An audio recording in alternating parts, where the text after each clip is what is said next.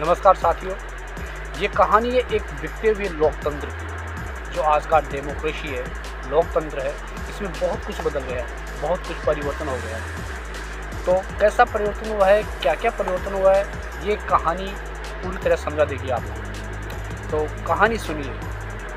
एक घना जंगल था जिसमें हंस और हंसनी एक जोड़ा रहता। एक दिन घूमते घूमते कहीं वो दूर भटक गए अपना रास्ता। अब रास्ता भटक गए तो वो एक दूर किसी जंगल में चले गए। शाम हो गई तो उन्होंने सोचा कि यहाँ दूर तक पूरी तरह सुनसान है, पूरा वीरान है, कैसे रह पाएंगे यहाँ। हंसनी ने कहा चलो कोई दिक्कत नहीं, हम भूल गए हैं रास्ता, भटक गए हैं, आज की रात कहीं ना कहीं इसी वीरान जंगल में गुजार दें और सुबह अपने यथास्थान पर चल चले। वो एक अच्छा सा पेड़ देखकर उस पेड़ के नीचे गए और वहाँ विश्राम करने लगे। छोटी मोटी बस्तियाँ थी वहाँ, लेकिन वो जैसे ही आराम करने लगे, जैसे ही शाम हुई, रात हुई, उस पेड़ पर एक उल्लू बैठा था। वो उल्लू बहुत आवाज़ करने लगा। तो फिर वो जो हंसनी थी वो परेशान हो गई कि ये तो उल्लू हमें सोने नहीं दे रहा है, कैसे गुजरेगी रात, ये तो बड़ा परेशान कर रहा है। तो हंस ने कहा आज की रात गुजारनी है, जैसे तैसे आज की रात गुजार लेते हैं। हंस ने कहा ठीक है। अब उन्होंने जैसे तैसे करके रात गुजारी। वो रात भर चिल्लाता रहा, परेशान करता रहा। नींद तो कहाँ आनी थी, लेकिन उन्होंने रात गुजार दी। सुबह हुई तो उल्लू पेड़ से उतरा और हंस और हंसनी से बोला कि मैं क्षमा चाहता हूँ कि मैंने रात भर आपको परेशान किया। तो हंस ने कहा ठीक है भाई, कोई बात नहीं, वैसे भी हम यहाँ ज़्यादा नहीं रुकेंगे। और वो रवाना हो। जैसे ही हंस और हंसनी जाने लगे, उल्लू पीछे से चिल्लाया ठहरो हंस, कहाँ जा रहे हो। हंस पीछे मुड़कर देखा, हाँ भाई क्या बात हुई कि तुम मेरी पत्नी को लेकर कहाँ जा रहे हो। हंस को अचंभा हुआ कि ये क्या बात कह दी। हंस बोला कि ये मेरी पत्नी हंसनी है और हम दोनों जा रहे हैं।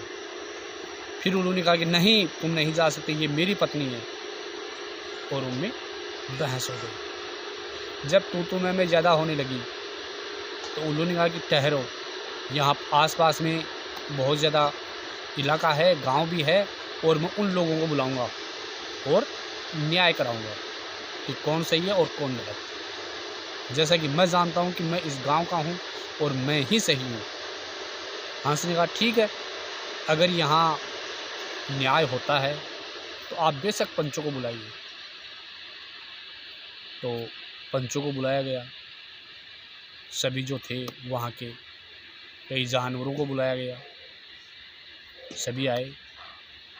जब 5 पंच वहाँ बैठ गए तो उनको पूरा किस्सा सुनाया गया।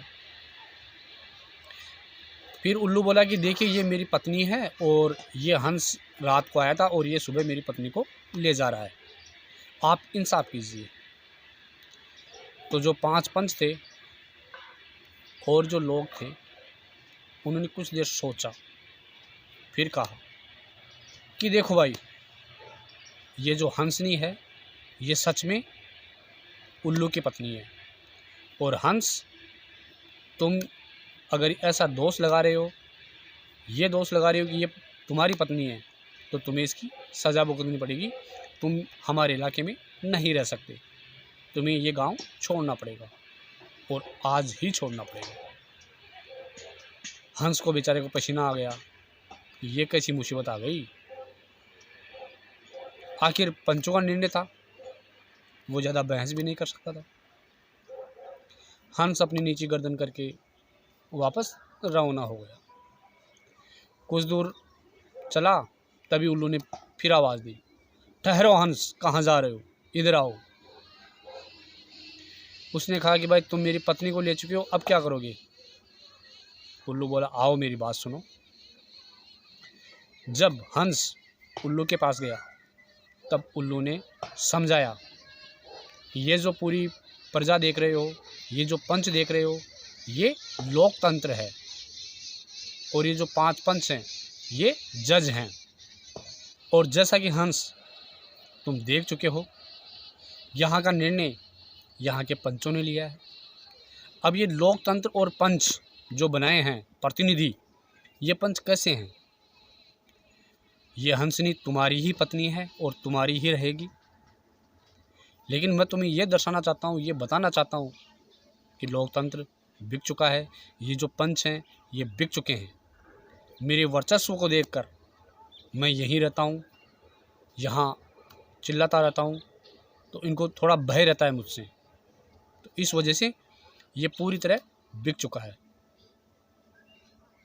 और फिर उन्हें राजीपूर्वक खुश करके उनको भेजा। तो कहानी तो इतनी थी, लेकिन कहने का मतलब यह है कि आज का जो वर्तमान लोकतंत्र है, आज के जो वर्तमान जज हैं, जिन्हें हम सत्ताधीश कह सकते हैं, हुक्मरानान कह सकते हैं, बड़े बड़े आला अधिकारी, तो जो आज का जो लोकतंत्र है वो इस कहानी के जैसा ही है। हालांकि कहने को बहुत कुछ कह सकता हूँ, मगर इतना ही काफ़ी है, क्योंकि समझने वाले को इशारा काफ़ी होता है। तो आपको कैसी लगी ये कहानी? आपकी राय कमेंट बॉक्स में ज़रूर लिखें। और चैनल को अभी तक सब्सक्राइब नहीं किया तो सब्सक्राइब ज़रूर कर लें और बेल आइकन प्रेस कर लें, ताकि ऐसे ही मोटिवेशनल इंस्पायर वीडियोस सबसे पहले आपको मिले। तो साथियों, फिर मिलूँगा ऐसी ही कहानी, ऐसी ही मोटिवेशनल वीडियो लेकर। तब तक के लिए जय हिंद, जय भारत।